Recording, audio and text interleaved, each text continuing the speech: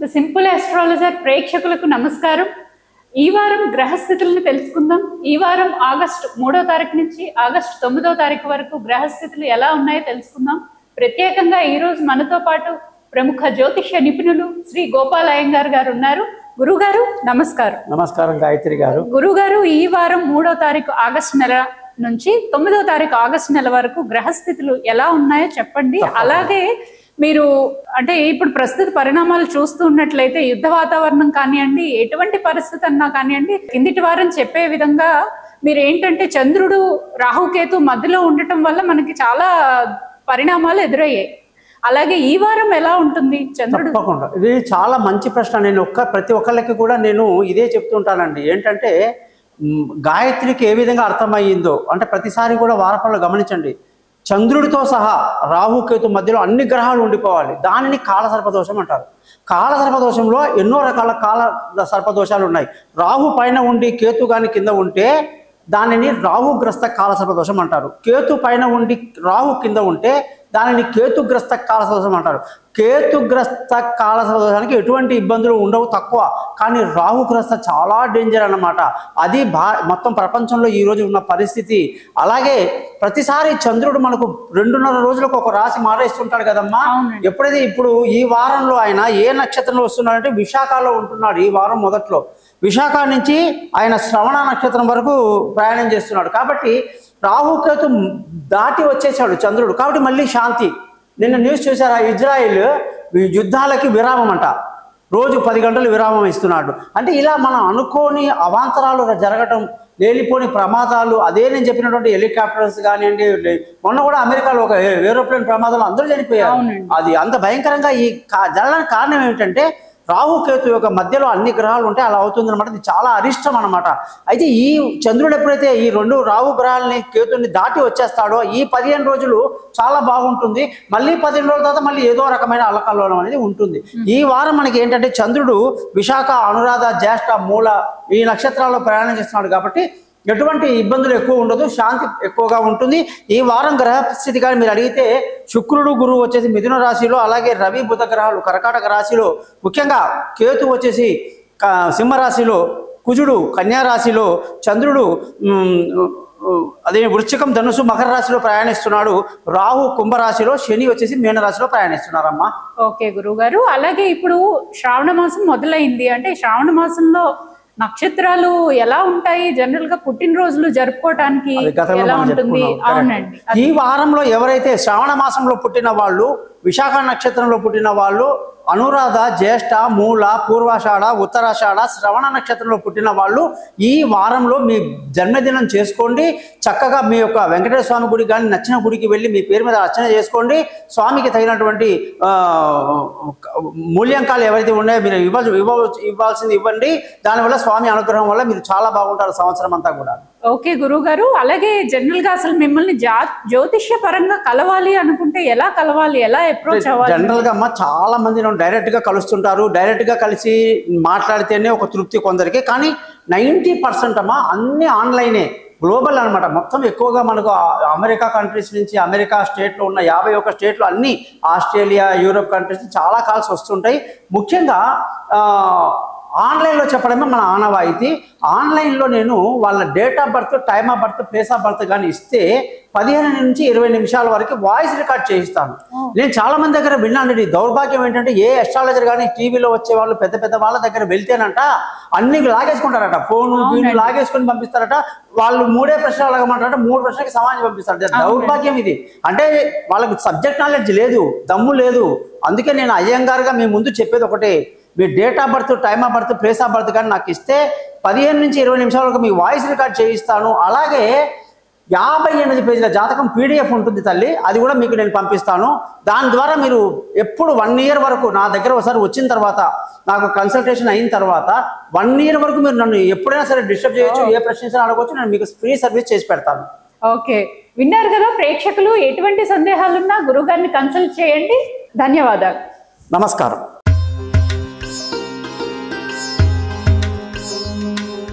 The simple astrologer ప్రేక్షకులకు నమస్కారం. ఈ వారం సింహరాశి వాళ్ళకి 3వ తారీఖు ఆగస్టు నెల నుంచి 9వ తారీఖు ఆగస్టు వరకు ఎలా ఉందో తెలుసుకుందాం. గురుగారు నమస్కారం. నమస్కారం. ఈ వారం సింహరాశి వాళ్ళకి గ్రహస్థితులు ఎలా ఉన్నాయి, వాళ్ళు ఎలా ఉంటారు, వాళ్ళ స్వభావం కూడా ఎలా ఉంటుందో చెప్పగలరు? మామూలుగానే సింహరాశి అంటేనే సూర్యుడు అంటే మొండి వాళ్ళు, మహామొండి, కోపిష్ఠులు.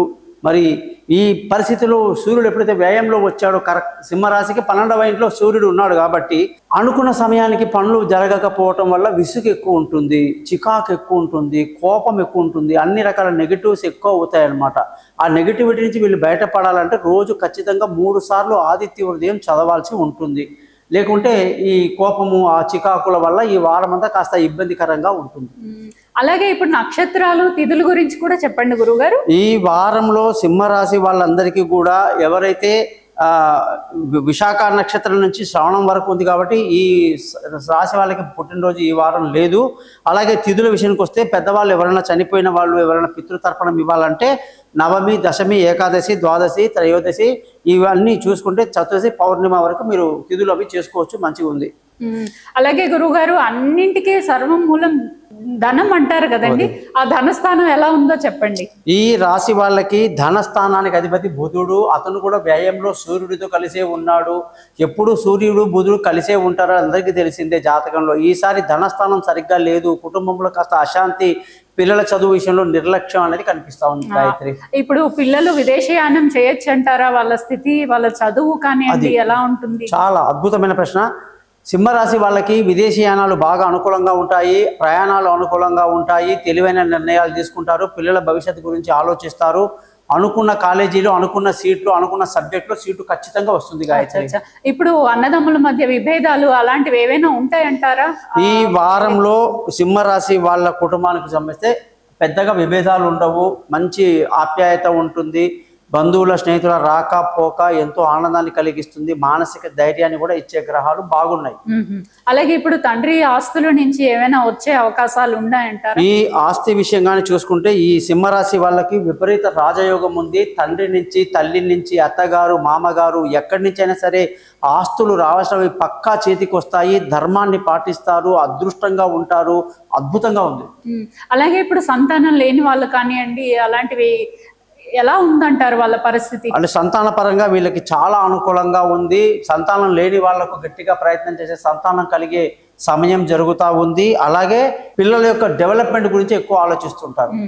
ఇప్పుడు భార్యాభర్తలు కానివ్వండి, వాళ్ళ బంధం కానివ్వండి, దూరంగా ఉండే వాళ్ళు కానివ్వండి, ప్రేమికులు ఎలా మీరు ఎలా చెప్తారు? అది యాక్చువల్గా ఏంటంటే అమ్మా, సింహరాశి వాళ్ళకి 2 ప్రాబ్లమ్స్ ఉన్నాయి. ఒకటి సప్తమంలో రాహు కూర్చున్నాడు, సప్తమాధిపతి శని అష్టమంలో ఉన్నాడు.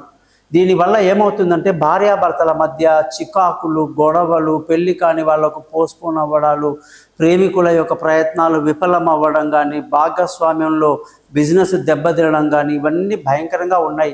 కాబట్టి అష్టమ శనికి పరిహారాలు ఖచ్చితంగా చేయాలి. ఓకే, ఇప్పుడు ప్రయాణాలు చేసేటప్పుడు సడన్ గా ఏమైనా ఇబ్బందులు అలాంటివి ఏమైనా ఎదుర్కొనే ఉంటాయంటారా? ఈ వారంలో ప్రయాణాలు అంతా చాలా బాగుంటుంది, ప్రయాణాల్లో మంచి లాభాలు ఉంటాయి, అనుకున్న సానుకూలంగా ప్రయాణం జరుగుతుంది. కొత్త వాహనాలు కానివ్వండి, కొత్త ఇల్లు కానివ్వండి, అలాంటివి ఏమైనా కొనుక్కునే యోగం ఉందంటారా? ఈ వారంలో సొంత వాహనాలు, విలువైన వస్తువులు, భూములు అన్ని కొనడానికి అనుకూలత బాగుంది, లావాదేవీల్లో మంచి లాభాలు కనిపిస్తున్నాయి. రియల్ ఎస్టేట్ వాళ్ళకి ఎలా ఉందంటారు? అసలు కొత్తగా ఏమైనా ఇంప్రూవ్మెంట్ ఏమైనా కలుగుతుందంటారా? ఈ వారంలో రియల్ ఎస్టేట్ వాళ్ళు కానీ లేదా ఏ వ్యాపారం చేసినా కానీ గ్రహస్థితి బాగాలేదు కాబట్టి తీవ్ర నష్టాలు, అనుకూలత లేకపోవటం, అసంతృప్తి వ్యాపారంలో కనిపిస్తుంది. అలాగే ఇప్పుడు వ్యాపారం కానివ్వండి, కొత్తగా ఏమైనా మొదలు పెట్టాలనుకుంటే శ్రావణ మాసం బాగుంది అంటారు కదండి. అంటే చెప్పాను కదా తల్లి, ఇప్పుడు వీళ్ళకి బుధగ్రహం బాగాలేదు కాబట్టి ఇప్పట్లో ఏ పని చేసినా మంచిది కాదు. ఖచ్చితంగా వాళ్ళు జాతకాన్ని తెలుసుకున్న తర్వాత జాతకాన్ని బట్టి చెప్పాలి. గోచార పరంగా అయితే ఈ వారం బాగాలేదు. ఇప్పుడు కొత్త ఉద్యోగాలు కానివ్వండి, ఉద్యోగంలో ఏమైనా ఇంప్రూవ్మెంట్స్ కానివ్వండి, ఒకటి ఇది బాగుందమ్మా, ఉద్యోగంలో చాలా మంచి పొజిషన్ కనిపిస్తా ఉంది. ఉద్యోగంలో ప్రమోషన్లు, ఇంక్రిమెంట్లు, పై అధికారుల ప్రశంసలు, కొత్త ఉద్యోగంలో అవకాశాలు, ఇంటర్వ్యూలు సక్సెస్ అవ్వటం, వీసాలు లాంటివి ఏమైనా అప్లై చేస్తే రావటం అంతా అనుకూలంగా ఉంది. గురుస్థితి ఎలా ఉందంటారు? వీళ్ళకి ఈ రాశి వాళ్ళకి గురువు చాలా అద్భుతంగా యోగకారకుడై ఉన్నాడు. ఈ సంవత్సరం అంతా గురువు ఏకాదశ స్థానంలో ఉండి అనేక శుభకార్యాలకు దారి చూపిస్తున్నాడు. వీళ్ళకి ఎటువంటి ఏ గ్రహాన్ని పూజ చేసుకుంటే బాగుంటుందంటారు? ముఖ్యంగా ఆదిత్య హృదయం ప్రతి ఒక్కరు రోజు చదవాలి, విష్ణు సహస్రనామం ప్రతిరోజు చదవాలి. అప్పుడే సూర్యగ్రహము బుధగ్రహం బాగుంటాయి.